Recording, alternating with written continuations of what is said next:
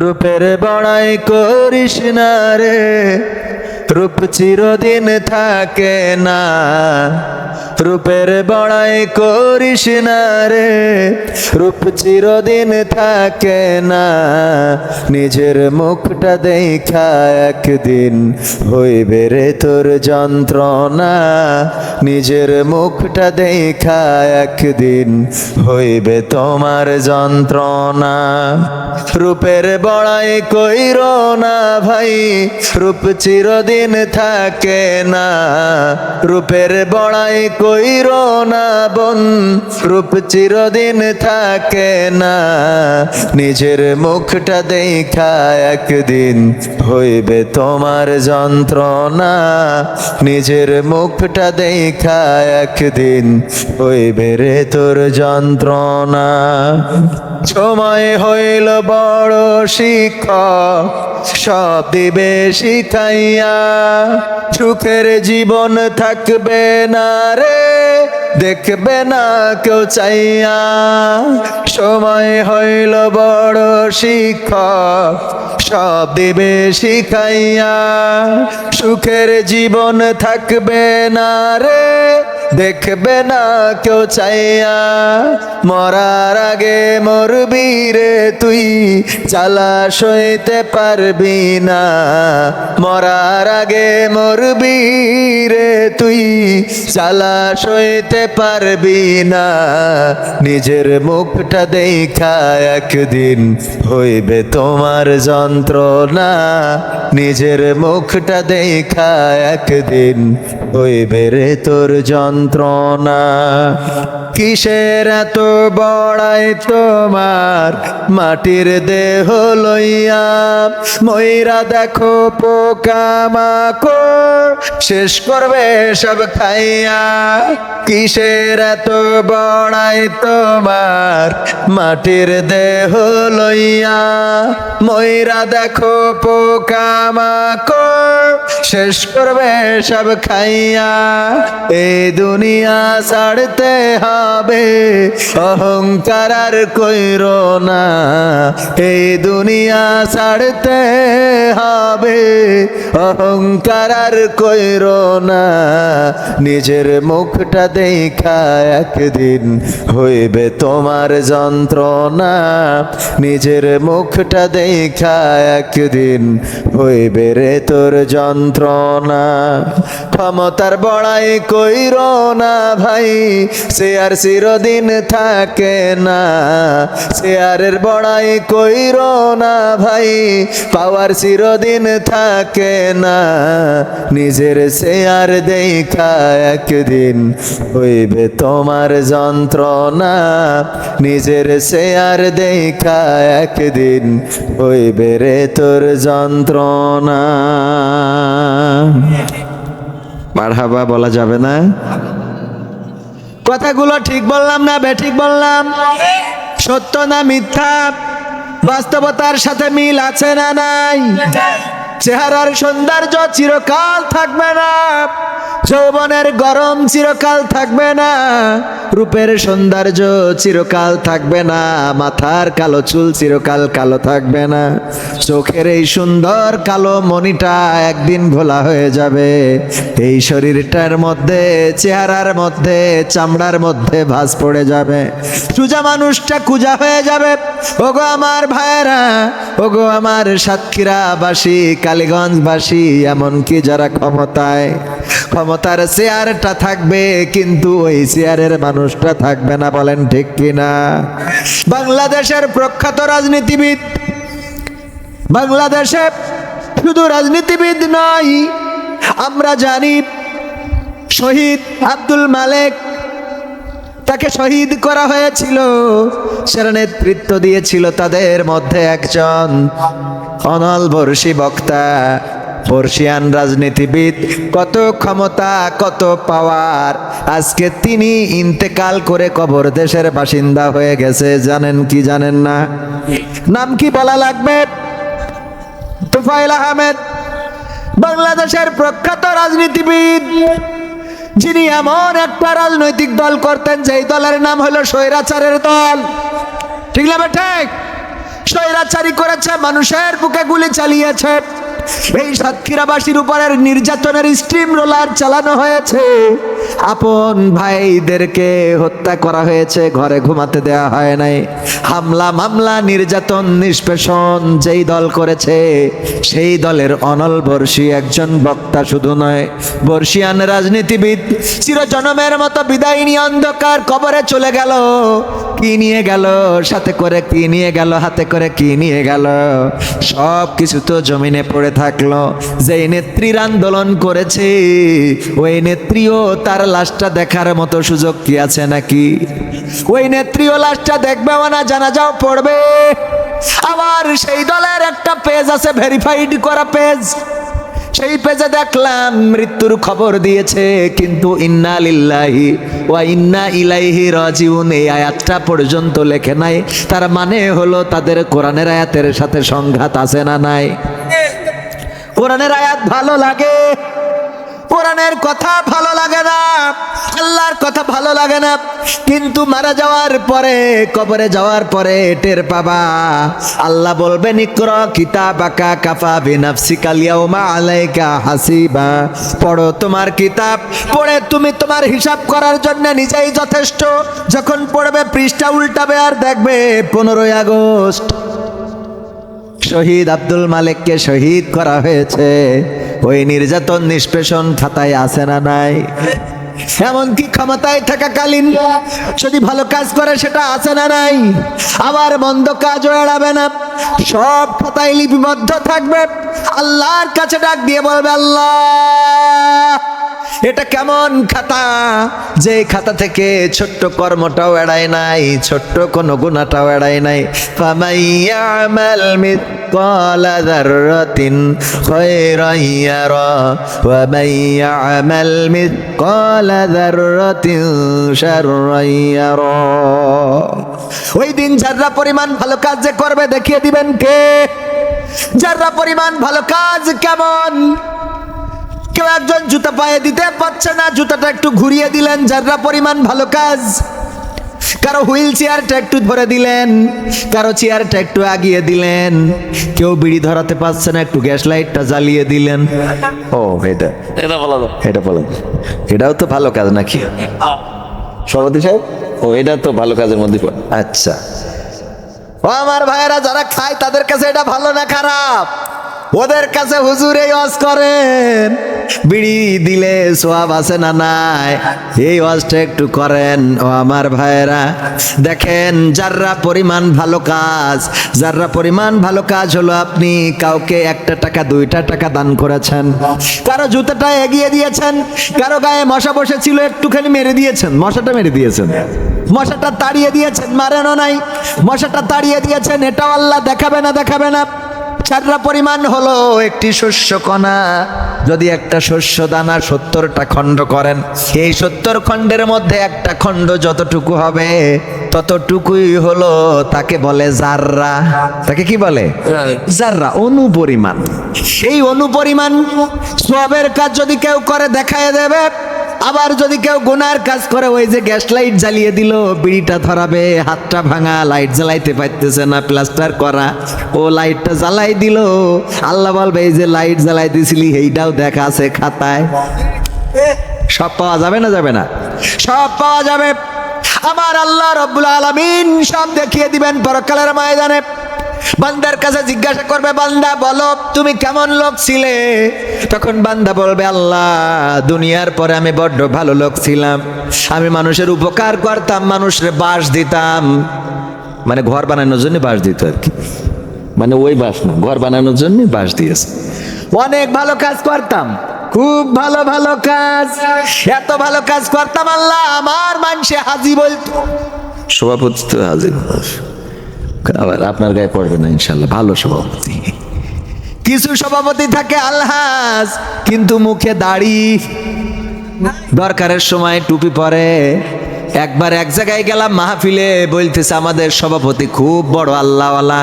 আমি বললাম কেমনে বুঝলেন? বলছে ব্যাংকের থেকে দাদন তুলে হজ করে এসেছ। ব্যাংকের থেকে দাদন তুলে আল্লাহওয়ালা জীবনে যাইতে পারবো কি পারবো না জানি না, বনিরামপুরের ঘটনা। আওয়ামী লীগ করে, উনি দাদন তুলেছে ব্যাংক থেকে, তারপরে হজ করে এসে এখন দাদনের টাকা সহ সুদ শোধ করতেছে। মানে সমান সমান হয়ে যাক, মাঝখানে কি টাইটেলটা ফ্রি। উনার হিসাব হলো সুদ করি হজ করেছি, হজ করা সোয়াবের কাজ, ঠিক না বেটে? হজ করা হলো সোয়াবের কাজ, আর সুদ নিয়েছে গুনাহ, গুনার সোয়াব কাটাকাটি, মাঝখানে যে আলহাজ, এইটা বোনাস। কি হিসেব ঠিক আছে না? আলহাজ হাজী সাহেব, এইটা তো বোনাস পাইলাম। ও আমার ভাইয়েরা, বুদ্ধি আছে না নাই? এমন বুদ্ধি করে চলার পরে পরকালের ময়দানে যখন বলবে, আল্লাহ তোমার জন্যই তো হজ করেছিলাম, টাকা দিয়েছিলাম, মডেল মসজিদ বানাইছিলাম, তোমার জন্যই কত ভালো ভালো কাজ করেছি, আল্লাহ রাব্বুল আলামিন তখন কি করবেন? সূরা ইয়াসিনে বলে দিয়েছেন, আল ইয়াউমা নাকতিমু আলা আফওয়াহিহিম ওয়া তুকাল্লিমুনা আইদিহিম ওয়া তাশহাদু আরজুলুহুম বিমা কানু ইয়াকসিবুন। আল্লাহ রাব্বুল আলামিন ওই দিন আমাদের মুখে আঠা লাগিয়ে দিবেন, জবানটা বন্ধ করে দিবেন, হাতের জবান খুলে দিবে, হাত কথা বলবে, পাকৃত কর্মের সাক্ষ্য দিয়ে দিবে। মাঝে মাঝে চিন্তা করি, আল্লাহ এত আলোচনা করি, এত বক্তা, বড় বক্তা আমি, যদিও বড় বক্তা না, কিন্তু ধরে নেন আপনাদের কাছে তো বড় বক্তা, এই জন্যই তো আজকে প্রথম বক্তা বানিয়েছেন, ঠিক না বে ঠিক? আমার ওই পরকালের ময়দানে যখন হাতের জবান খুলে দেবে, পায়ের জবান খুলে দেবে, তখন আমার কৃত কর্মগুলো যদি হাত বলে দেয়, আর আমার ভাইজান আমার সভাপতি সাহেব যদি ডানি বামে থাকে, ওনারা যদি জেনে যায়, বলবে আরে এই হুজুরে কেন টাকা দিয়ে নিয়ে গিয়েছিলাম। কথা কয় কি মনে হয় আপনাদের? না হুজুর সব ভালো কাজ করে, বিশাল আল্লাহওয়ালা, এই মনে হয়? প্রথম বাটামটা আমার খাওয়া লাগবে। আপনারা যারা এখানে এসেছেন সবাই বেঁচে যাবেন, বলেন আলহামদুলিল্লাহ। এখানে যারা এসেছেন কাউকে খাওয়া দেওয়া হয় নাই, কাউকে টাকা দেওয়া হয় নাই, এমনকি ফ্যানটাও লাগিয়ে দেওয়া হয় নাই। খোলা আকাশের নিচে বসে আছেন, মাটিতে, শক্ত মাটির উপরে, আর আমাদের সুন্দর করে আপ্যায়ন করে নিয়ে আসলো, টাকা দিল, খাওয়া দিল। এরপরে কথা বলি আমরা, এটার মধ্যে স্বার্থ আছে, কিন্তু আপনাদের কোনো স্বার্থ আছে নাকি? আপনাদের কোনো স্বার্থ নাই। এসেছেন কার জন্যে? আল্লাহর জন্য এসেছেন। সুতরাং আজকের এই রাতটা যদি আল্লাহর কাছে কবুল হয়ে যায়, গোটা জীবন জিন্দেগির গুনাহগুলো মাফ করে দিতে পারেন কি?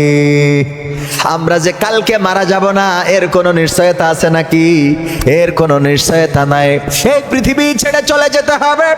যেমন তোফায়েল আহমেদ বাংলাদেশের বর্ষিয়ান রাজনীতিবিদ, কত ক্ষমতা ছিল, কত পাওয়ার ছিল। রাজনীতিবিদ শুধু নয়, মন্ত্রী ছিলেন, বাংলাদেশের অনেক বড় পালোয়ান ছিলেন, কিন্তু যখন মালাকুল মাউত এসেছে, জানটা নিয়ে উড়াল দিয়েছে। এখন গায়ে মশা বসলেও, মাছি বসলেও তাড়ানোর ক্ষমতা আছে নাকি? তুমি হাতি তারা পায় কি জন্যই তোমার মনটা খারাপ? ওই আমি পিঞ্জারা সুডামো হবে, আমার জেলখানার দিন শেষ হয়ে যাচ্ছে। ওই তপাসাই উমিয়া হাতি তারা পায়, হ্যাঁ এই জন্যই তোর মন খারাপ। ইয়া আলা তপাসাইলা সায়া মাউকলো মাউকের না বটির যা লাগি কালো তাকির যাতা বলে মাকান, আমার বেরোতে হবে, আবার কাজ করতে হবে, কাজ না করলে খাওয়া হবে না। জেলখানায় আরামে খাই বসে বসে 3 বেলা, কি সুবহানাল্লাহ। ফায়দা খাটাসের খাটাস। এইগুলোরে খাওয়াই কারা? খাওয়াই কারা? আমরা। কে? সরকারের। সরকার বাপের টাকা নিয়ে আসে, ভিটে বেশি নিয়ে আইছে। কার টাকা? তেলের দাম বাড়াইলো, আবার বাড়াইলো। বলেন সুবহানাল্লাহ। যা বলেন বলেন, আমি সুবহানাল্লাহর পক্ষে না, এবার কাল ধরি নিয়ে যাইতে পারে। তবে তুই নাউজুবিল্লাহ শিখাই লিখেন, বাটাম টানতে পারে। বাড়াইছে, আবার বাড়াইছে। আমি কই যে কার্ড দিতে চেয়েছেন, এটা তো অবশ্যই প্রশংসনীয় উদ্যোগ, কিন্তু কার্ড দিয়ে 250 টাকা দেবেন, আপনি তো 300 টাকা নিয়ে চলে যাচ্ছেন। কথা কয় না? এই অবস্থা হচ্ছে না? হচ্ছে না? তেলের দাম যেই বেড়ে যাচ্ছে, জনের দাম বেড়ে যাচ্ছে, ভ্যানের দাম বেড়ে যাচ্ছে, গাড়ির দাম বেড়ে যাচ্ছে, ভাড়ার দাম বেড়ে যাচ্ছে, চাষের দাম বেড়ে যাচ্ছে, ধানের দাম, চালির দাম, সব কিছুতেই। ধান ভানাতে গেছেন, এনেও দাম বেড়ে গেছে, ঠিক না বে ঠিক? বোর দামও বেড়ে যাচ্ছে। বোর দামও বাড়ছে না? বাড়ছে না? তো জনগণের জন্য রাজনীতি হইতে হবে। হ্যাঁ, জনগণের কল্যাণে বাড়াইতে পারেন, কিন্তু সেটা যেন জনগণের নাভির শ্বাস না দেখা দেয়, জনগণ যেন অতিষ্ঠ না হয়ে যায়। তেলের দাম বাড়ান, অসুবিধা নাই। পেট্রোলের দাম বাড়ান, অসুবিধা নাই। অক্টেনের দাম বাড়ান, অসুবিধা নাই। 3 মাসের মধ্যে 2 বার বাড়াইছেন, অসুবিধা নাই। ধর্ষকদের বিচারের কথা বললে, খুনিদের বিচারের কথা বললে কেন বলেন এটা সংবিধানে নাই? সংবিধানে খালি দাম বাড়ানোটা আছে, কথা কয় না। বিচারগুলো করতে গেলে মধ্যযুগীয় কায়দায় বিচার হবে না, কিন্তু ধর্ষণ করে মধ্যযুগীয় কায়দায়। ওরা কোনো দল থেকে ধর্ষণ করে না। আক্রান্ত যদি হয় বিএনপির লোক হবে, জামাতের লোক হবে, আওয়ামী লীগের লোক হবে, বাংলাদেশের হিন্দু, বৌদ্ধ, খ্রিস্টান সবাই আক্রান্ত হবে। বলেন ঠিক না ঠিক? সুতরাং এই বিচার মধ্যযুগীয় কায়দায় বলা ঠিক না, কোরআনের কায়দায় হইতে হবে। কিসের কায়দায়? মাজা পর্যন্ত গেড়ি দেন, চারিদিক থেকে ইট পাথর মারতে দেন। এইগুলো আমার এই যে যুবকরা যারা ডিজে কুপাকুপি করে, ওকে একটু দেখান, ওকে ডিজের কুপাকুপি বেড়ে যাবেন, কথা কয় না। ঈদের দিন গার শার্ট খুলি তো ঘুরে নো, গার শার্ট খুলে, ওয়ালাইকুম আসসালাম, ভালো আছেন? গার শার্ট খুলে আর ঘুরাবে না। আমাদের মোহতারাম সম্মানিত অতিথি এসেছেন, আপনারা খুশি তো? সময় কি দ্রুত চলে যাচ্ছে? আর একটু সময় থাকা যাবে ইনশাআল্লাহ? কষ্ট হচ্ছে আপনাদের? কষ্ট হচ্ছে? বলেন আলহামদুলিল্লাহ। তো মাহফিল তো শুরু করি নাই, মনে আছে না আপনাদের? এখনো শুরু করছি। সূরা তাহার 55 নম্বর আয়াত তেলাওয়াত করেছি। আয়াতটা কি? মিনহা খলাকনাকুম ওয়া ফিহা নুঈদুকুম ওয়া মিনহা নুখরিজুকুম তারাতান উখরা। আমরা এটা কখন পড়ি বলেন তো? যখন মানুষ মারা যায়, মাটি দেওয়ার সময় আমরা এটা পড়ি। আসলে কি এই আয়াতটা ওখানে পড়ার জন্য এসেছে আপনাদের মনে হয়? এই আয়াতটা, আমরা এই আয়াতের উপরে জুলুম করতেছি। কি করতেছি? জুলুম করতেছি। যেই কাজটা যেইভাবে করা দরকার সেইভাবে না করলে এটারে কি বলে? ধরেন মুখ দিয়ে খাইতে হবে, কিন্তু মুখ দিয়ে না খেয়ে কেউ যদি আপেল বগলে ঢুকায়, এটা হইল? হইল? আরো যদি খারাপ জায়গা বলি যে পিছন দিয়ে ঢুকায়, এটা কি মানবেন আপনারা? তো যেই কাজ যেভাবে করা দরকার সেইভাবে না করলে এটারে কি বলবে? আমরা জুলুম বলবো। এটারে কি বলবো? চেয়ার এইভাবে এটা যদি উল্টায় রাখি আপনারা মানবেন? বলবেন যে চেয়ার হুজুর বসবে, এটা উল্টানো কেন? আমি যদি উল্টো ফিরে ওয়াজ করি, আপনারা বলতেন এই হুজুর কি পাগল নাকি? পা দিয়ে না হেঁটে যদি হাত দিয়ে হাঁটি, আপনারা মানবেন? কেউ তো মানবেন না। এই আয়াতটা নাজিল হয়েছে যেই জায়গায়, আমরা পুরো উল্টাই একেবারে, হ্যাঁ কি বলে 360 ডিগ্রি ঘুরাই এতে কবরে নিয়ে যেয়ে লাগাই দিছি। আরে আজকে শুধু এইটা শিখাই দেবো যে এই আয়াত কোন জায়গায় পড়তে, এবার আমরা পড়ছি কনে শিখবেন ইনশাআল্লাহ। ওয়াজ একটু কাজে না লাগলে হবে কেন? কিছু কথা কিছু শুনে যান, যেটা অন্তত পরবর্তী সময়ে যেন কাজে লাগে। আর একটা করে যদি প্রতি মাহফিল থেকে ওয়াজ শুনে একটু আমল করতেন অথবা মেমোরিতে রাখতেন, তাইলে আমাদের দেশের চেহারাটা বদলে যেত। কিন্তু আমরা আসি, চিল্লাই, তারপরে আরো কি করি? এই যে মঞ্চটন ভাঙি, টেবিল একেবারে গুতাই উল্টো পাল্টা করে ফেলি, পরিবর্তন আসে না সমাজে। পরিবর্তন, কথা কয় না। হুজুর টাকা নিয়ে চলে গেছে, আর হুজুরদেরও কি বলবো, আমি তো সেই হুজুরদেরই একজন। আমরা বয়ান করি ইতেকাফের বিশাল মর্যাদা, এত কদর ইতেকাফের যে আপনি ইতেকাফ করি শেষের দিন বের হলেন একেবারে মাসুম বেগুনাহ হয়ে বের হবেন। এই ওয়াজ করি কোনো ইমামের এখনো দেখিনি ইতেকাফে থাকে। হ্যাঁ, সব গ্রামের লোক, তাও কইন্ডা, যার জোর না খাটলি দিন চলবে না, ও যে ইতেকাফে বসাইতে ঠিক ওর জন্য ইতেকাফ আপনার কিটা কইছে? ইতেকাফ তো হইলো আমার ভাইয়ের জন্য, টাকা আছে ভাইয়ের জন্য, টাকা পয়সা আছে, সে যে এই মসজিদে বসে থাকবে। ও ইতেকাফে 2 মাস বসে থাকুক, ঈদের দিনে বেরোনোর দরকার নেই, ঠিক না বে ঠিক? কারণ ওনাদের টাকা আছে, ওনারা বলবে ইতেকাফে। গরিব মানুষ, ও মাঠে না গেলি, ওর জোর না খাটলি দিন চলে না, ও নিয়ে যেয়ে মসজিদে ফেলাই থিয়েছে। আরো কিছু আছে, আর এক আল্লাহর ওলি যাদের বিড়ি না খালি মোট রোজা হয় না, এরও নিয়ে ওখানে ঢুকায়, ও মশারির মধ্যে যাই ইতে গোপনে টানে। হ্যাঁ হ্যাঁ, অনেক ঠিক না বে ঠিক? সত্য না মিথ্যা? সব উল্টো কাজ। ইরাকের পিছনে লিখে রেখেছে গাছ লাগান, পরিবেশ বাঁচান, আর এই কালীগঞ্জের মোটা মোটা গাছগুলো কেটি সব হতে ভরিস, ঠিক না বে ঠিক?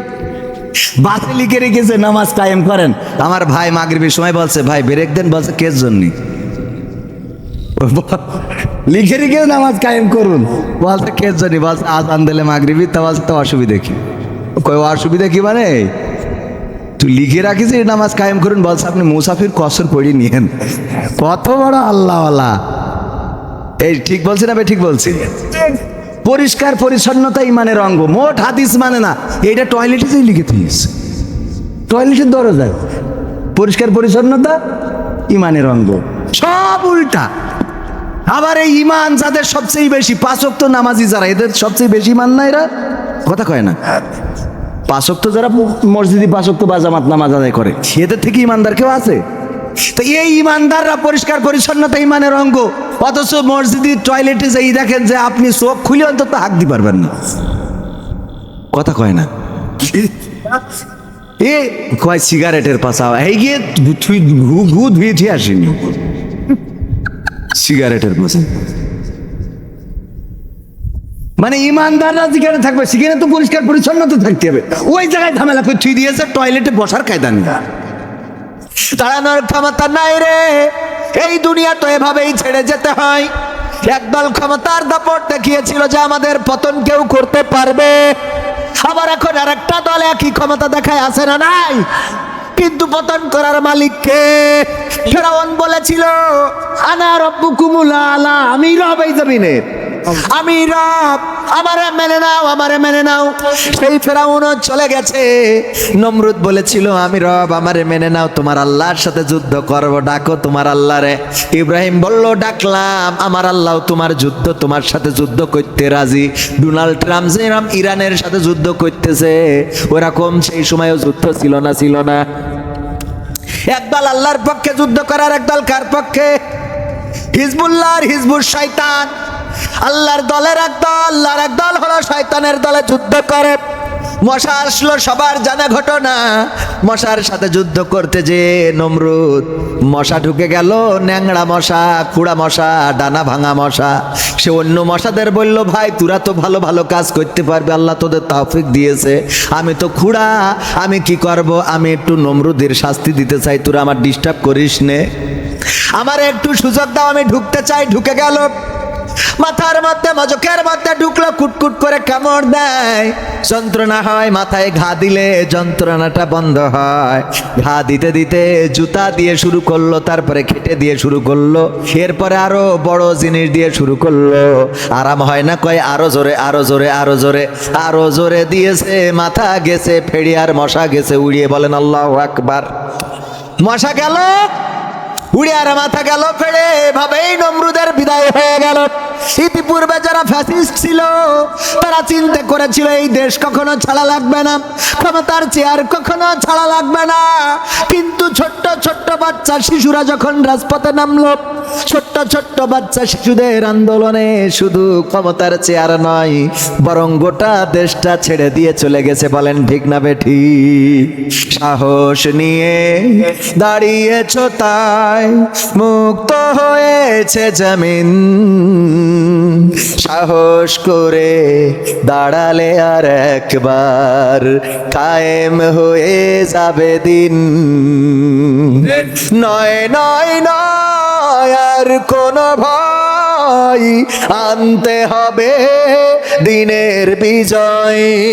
নয় নয় নয় আর কোনো ভয়, আনতে হবে কোরআনের বিজয়। যারা ভেবেছিল ছাড়বে না আর ক্ষমতার ওই মাসনদ, দেখেছে তারা রবের পাকড়াও কি করে করে নাস্তানাবুদ। যারা ভেবেছিল ছাড়বে না আর ক্ষমতার ওই মাসনদ, দেখেছে তারা রবের পাকড়াও কি করে করে নাস্তানাবুদ, তাই নয় নয় নয় আর কোন ভয়, আনতে হবে দিনের বিজয়, কোরআনের বিজয়। মানুষের সাথে যারা করেছে দুশ্মনী, করেছে বাড়াবাড়ি, দেশের বুকে তাদের হয়নি তো জায়গা, সেতে হলো মামার বাড়ি। মানুষের সাথে যারা করেছে দুশ্মনী, করেছে বাড়াবাড়ি, দেশের বুকে তাদের হয়নি তো জায়গা, সেতে হলো মামার বাড়ি।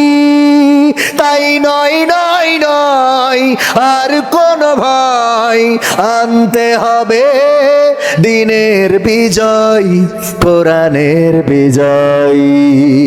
তাবারক ভাই সেই মহারব পাঠিয়েছিলেন আবাবিল,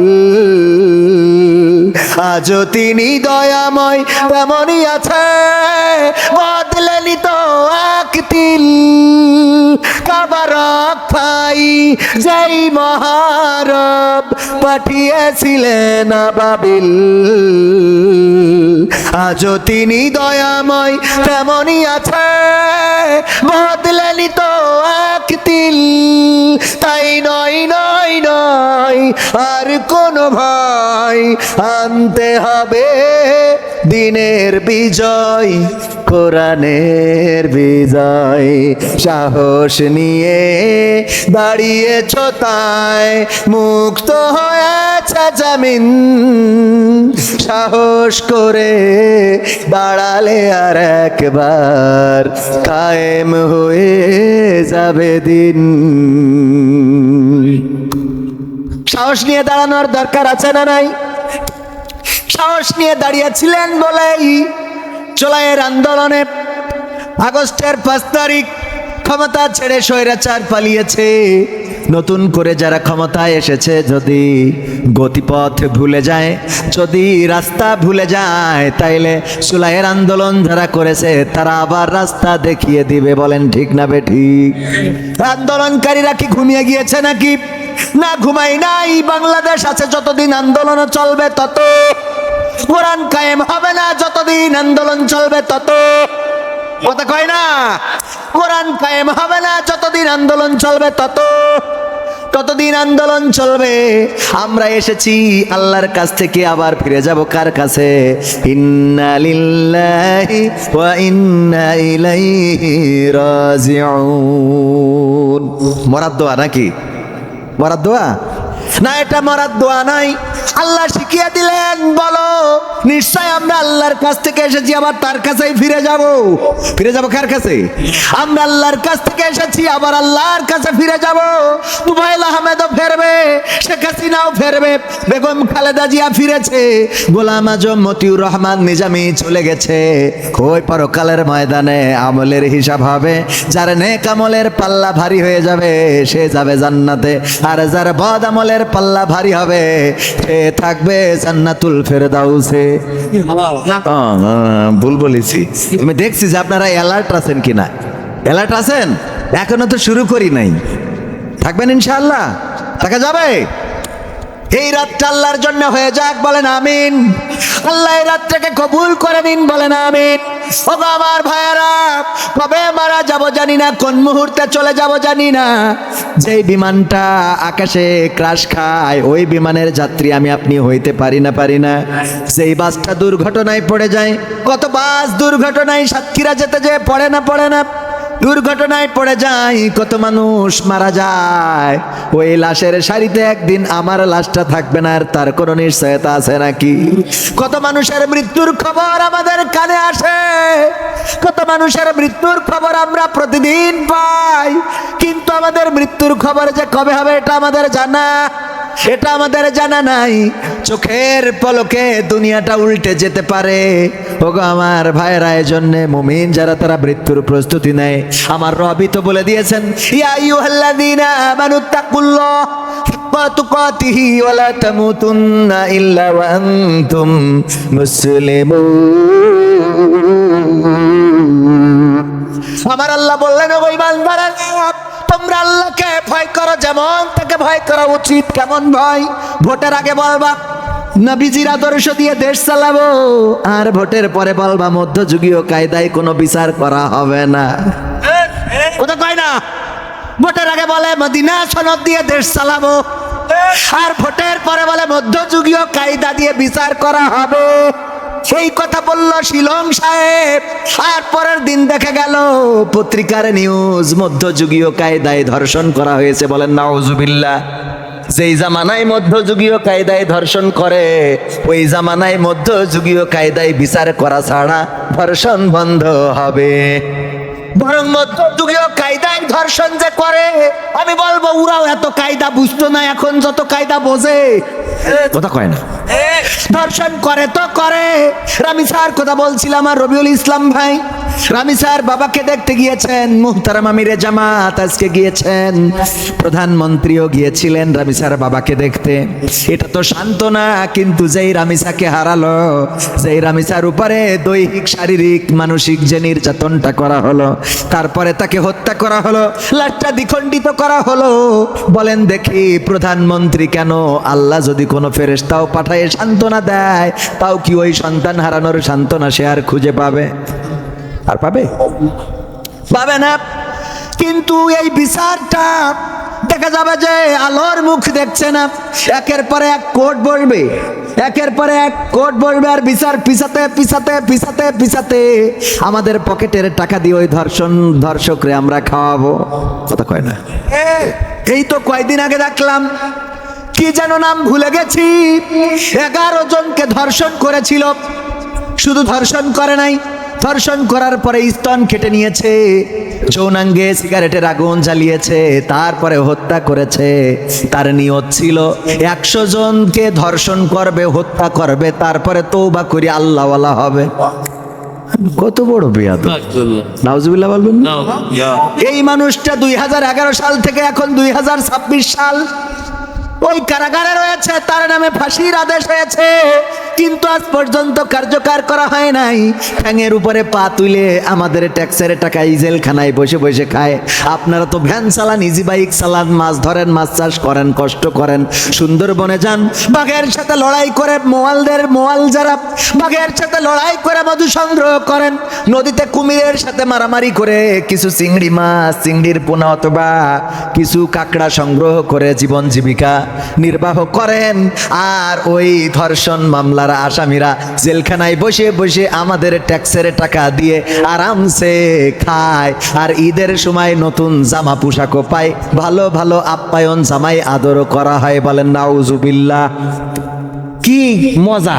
পায়খানা পর্যন্ত আসতে চায় না, কয় তুই এখানতে যে অন্য জায়গায় যা, না হলে হবে না। কি অবস্থা বল! খারাপ লাগছে আপনাদের? বাস্তবতা বলতে আমরা উল্টো করি, সব উল্টো। এই উল্টো করা বাদ দিতে হবে। উল্টো করা কি করতে হবে? বাদ দিতে হবে, সব সোজা করতে হবে। দরকারের যেটা সেইটা। ওই যে আমার ভাই বাসে উঠিয়েছে, সাতক্ষীরায় যাবে, বলছে ভাই সিট আছে, বলছে আছে, ওঠেন। ঢুকাইয়ে দেখে কি আর সিট, গুড় সাজাইছে। বলছে সিট কই? তা বলছে সিট তো আছে, ফাঁকা নেই। তো মিজাজ খারাপ হয়ে গেছে, কলার টাইনি ধরি হেল্পারের মারবে, হঠাৎ করে দেখে লিখে রেখেছে, নিশ্চয় আল্লাহ ধৈর্যশীলকে পছন্দ করে, আল কুরআন। কি আল্লাহ মার থেকে বলছে ভাই একটু দেখেন কি লিখা। হ্যাঁ তাই তো, আল কুরআন মারি দিয়েছে কেন? সারা জীবন বিড়ি টানতে মাথা খারাপ হয়ে যায়, মদ না খালি নাকি রাত জাগতে পারে না, আল কুরআনের আয়াত পাশে লিখ। এই ঠিক না বে? ঠিক। আমার আব্বা বলছিল, এক মুরব্বী এরম কালীগঞ্জ থেকে সাতক্ষীরা যাওয়ার সময়, আপনাদের এখানে হিন্দু আছে না, তো হিন্দু এক বুড়ো দাদা উঠিতে ওই বোর কোলের মধ্যে বসাই নিয়ে তো জড়াই ধরে বসে আছে। তো অন্য ইয়াং ছেলে বুলে ওরা দেখিতে ওদের আবার একটু খারাপ লাগতেছে, জড়াই ধরবো তো আমরা দাদার এই বয়সে, হ্যাঁ এই বয়সে বুড়ি মানুষ দাঁত পড়ে গেছে, তার কোলের মধ্যে নিতে হবে কেন? তো এরম দেখিতে আমাদের মুরব্বী বলতেছে, এই দাদু আপনি মনে হয় ভালো বোঝেন না। না তো বলছে কেন? তো বলছে এই যে মানুষজন হাসতেছে, বুঝতে পারছেন না, কোলের তো একটু পাশে নামায় রাখা যাচ্ছে না। তো বলছে যে আপনিও তো মনে হয় লেখাপড়া টোড়া জানেন না। তো কেন? বলছে বাসে কি লেখা রয়েছে, নিজের মাল নিজে সাবধানে রাখুন। তো আমি তোমার এনে ছেড়ে দিই। আসলে এখন যে জামানা পড়িছে এইভাবে সাবধানে রাখা ছাড়া এক বুড়ির নাকি কি দেবে কই একটু প্যাকেট বই দিচ্ছে কই দর্শন করে বসে দিই। নাউজুবিল্লাহ বলবেন না? পত্রিকার নিউজ, বুড়ি হারা শিশু বাচ্চা, আমার মনে হয় ছেলে মানুষও বাদ যাচ্ছেন না। কিছু মানছি নাউজুবিল্লাহ বলবেন না? এই যদি হয় জমিনের উপরে গজব নাজিল করবেন কে? আল্লাহ। আর গজব নাজিল না করলো মারা তো যাওয়া লাগবে, কবর যে জবাবটা দেবেন কি? মধ্যযুগীয় কায়দায় যে আমরা বলি যে মধ্যযুগীয় কায়দায় বিচার করবো না, ধর্ষণ আছে, মধ্যযুগীয় কায়দায় ধর্ষণ করি গলা কেটে 2 খণ্ড করে ফেলিছে, টুকরা টুকরা করিতে ফ্রিজি ভরি রেখেছে, এরম কোনো ঘটনা ছিল নাকি? ফ্রিজি তো ছিল না। আমরা তাদের থেকে নিকৃষ্ট, আমরা যে আয়ামে জাহিলিয়াত বলতাম ওর থেকে নিকৃষ্ট আমরা, বলেন নাউজুবিল্লাহ। হ্যাঁ, আল্লাহ হেফাজত করুন, বলেন আমিন। তো আমি যেহেতু বলছিলাম মাহফিল এখনো শুরু করি না, আপনার অনুমতি দিলে শুরু করতে চাই। রাজি আছেন ইনশাআল্লাহ? রাজি আছেন? আর একটু সময় থাকা যাবে? এই রাতটা তো আর জীবনে পাওয়া যাবে। ওই যে আলোচনায় ছিলাম মনে আছে না নাই? আলোচনা করছিলাম একটা সঙ্গীত দিয়ে, সেখান থেকে এই পর্যন্ত আসলাম। রূপের সৌন্দর্য চিরকাল থাকে না, ক্ষমতার বড়াইটা চিরকাল থাকে না, চেহারার সৌন্দর্য থাকে না, শরীরের শক্তি থাকে না, সোজা মানুষটা খোঁজা হয়ে যায়, কালো চোখটা ঘোলা হয়ে যায়, কালো চুলগুলো পেকে সাদা হয়ে যায়, জট মানুষটা বৃদ্ধ হয়ে যায়। তারপর একদিন মৃত্যুর কোলে ঢলে পড়ে। তুফাইল আহমেদের মতো কত ক্ষমতাবান ছিল, ফেরাউন ছিল, নমরুদ ছিল, এক এক করে সবাই চলে গেল। আবু জাহেল গেল, আবু লাহাব গেল, উতবা সাহেবা মুগিরা গেল, আবু সুফিয়ান গেল, আমার নবী সাল্লাল্লাহু আলাইহি সাল্লামও গিয়েছেন, নবীজির সাহাবীরাও গিয়েছেন, একে একে সবাই তো চলে যায়। কিসের টানে, কোন কারণে চলে যায়? এটাই হলো আল্লাহ রাব্বুল আলামিন বলে দিয়েছেন পবিত্র কোরআনে, কাইফা তাকফুরুনা বিল্লাহি ওয়া কুনতুম আমওয়াতান ফাহিয়াকুম সুম্মা ইউমিতুকুম সুম্মা ইউহয়িকুম সুম্মা ইলাইহি তুরজাউন। আমার আল্লাহ বললেন, ও আমার বান্দা, তোমরা কেমন করে আল্লাহকে ভুলে যাও, কেমন করে আল্লাহকে অস্বীকার করো, অথচ তোমরা ছিলে মৃত, তোমাদের কোনো জীবন ছিল না, আকার আকৃতি ছিল না, আমি তোমাদের জীবন দিলাম, আকার আকৃতি দিলাম। আবার একদিন আমি তোমাদের মৃত্যু ঘটাবো, আবার একদিন আমি তোমাদের পুনরুজ্জীবিত করব। বেলা শেষে ফিরতে হবে কার কাছে? আল্লাহর কাছে যেহেতু ফেরা লাগবে, আল্লাহর কাছে যেহেতু যাওয়া লাগবে, ওগো আমার ভাইরা, সুতরাং এমন কিছু করে যেতে হবে যেন ওই পরকালের ময়দানে লজ্জায় না পড়ে যায়। বাম হাতে যেন আমল নামাটা না আসে, ডান হাতে যেন আমল নামাটা পাই। ও আমার ভাইরা, একটা ঘটনা মনে পড়ে গেল, আমার আব্বার মুখ থেকে শোনা ঘটনা। একবার একজন ব্যক্তি, তার বারবার কন্যা সন্তান হয়, এই জন্য স্ত্রীর উপরে জুলুম করে। ওগো আমার স্ত্রী, আমি একটা পুত্র সন্তান চাই, কন্যা সন্তান আমি আর চাই না। পুত্র সন্তান তোমার কেন হয় না? একটা একটা করে 5টা কন্যা সন্তান হয়ে গেছে। 6 নম্বর যখন গর্ভবতী, বলল তোমার এবার পুত্র সন্তান হওয়ানো লাগবে, যদি পুত্র সন্তান না হয় তাইলে কিন্তু আমার অন্য রূপ দেখবা তুমি। কিন্তু 6 নম্বরটাও হয়েছে কন্যা সন্তান। নির্যাতন বেড়েছে না কমেছে? এখনকার সমাজেও এমন আছে না নাই? কন্যা সন্তান হইলে রাগ করে, অথচ বিশ্ব নবী বলেছেন 2টা জিনিস বাড়িতে বরকত নিয়ে আসে। কয়টা? জোরে বলেন কয়টা? 2টা জিনিস বাড়িতে বরকত নিয়ে আসেন আল্লাহর নবী সাল্লাল্লাহু আলাইহি সাল্লাম বলেছেন। একটা হলো যখন বাড়িতে মেহমান আসে, ওই মেহমান আসার কারণে আল্লাহ বরকত দান করে দেন, বলেন সুবহানাল্লাহ। আর একটা হলো যদি কন্যা সন্তান বাড়িতে জন্মগ্রহণ করে, আল্লাহ রাব্বুল আলামিন ওই বাড়িতে রহমত বরকত বাড়িয়ে দেন, বলেন সুবহানাল্লাহ। কন্যা সন্তান হয়েছে 6 নম্বর। কয় নম্বর? 6 নম্বর গর্ভবতী, 5 নম্বর হয়ে গেছে। 6 নম্বর গর্ভবতী, 6 নম্বর কন্যা সন্তান হয়েছে। রাগ করেছে, নির্যাতনের স্টিম রোলার চালানো শুরু হয়েছে। আবার যখন গর্ভবতী, তখন বলতেছে, ওগো আমার স্ত্রী, এবার যদি 7 নম্বর সন্তান পুত্র সন্তান না হয় তাইলে কিন্তু তোমার আর বাঁচা নাই, আমার সংসার করা তোমার হবে না। ওই নারীটা আল্লাহর কাছে ফরিয়াদ করে, ওগো আল্লাহ, ওগো রব, তুমি দয়া করে আমার স্বামীকে সহি সমঝ দান করে দাও, আমার স্বামীকে ভালো বুদ্ধি দিয়ে দাও, অথবা তুমি আমার আমার পেটের সন্তানটারে পুত্র সন্তান দান করে দাও। ও গো আল্লাহ তুমি রহম করো।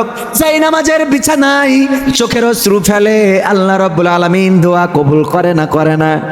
আল্লাহ বান্দার দোয়া শোনেন। বান্দা যদি একবার ডাকে আল্লাহ 10 বার ডাকের সাড়া দেন, বলেন সুবহানাল্লাহ। যদি কোনো বান্দা আল্লাহর দিকে 1 কদম বাড়িয়ে দেয় আল্লাহ রাব্বুল আলামিন তার দিকে 10 কদম বাড়িয়ে দেন, বলেন সুবহানাল্লাহ। আল্লাহকে যদি কেউ ডাকে আল্লাহ, রাতের অন্ধকার দিনের আলো, অন্ধকার অমাবস্যার রাত অথবা চাঁদনি রাত, নীরবে নিভৃতে, লোকালয়ে অথবা জনপদ, যেই জনপদে কোনো লোক নাই, সুন্দরবনের মধ্যে বাঘের সামনে পড়ে গিয়েছেন, চিৎকার করে আওয়াজ দিলেন, এপারের কোনো মানুষ শুনবে না, কিন্তু শুনবেন কি? অসুস্থ হয়েছেন, রাতের অন্ধকার, ডাক্তারের কাছে ফোন দেওয়ার জন্য মোবাইলের দরকার আছে না নাই?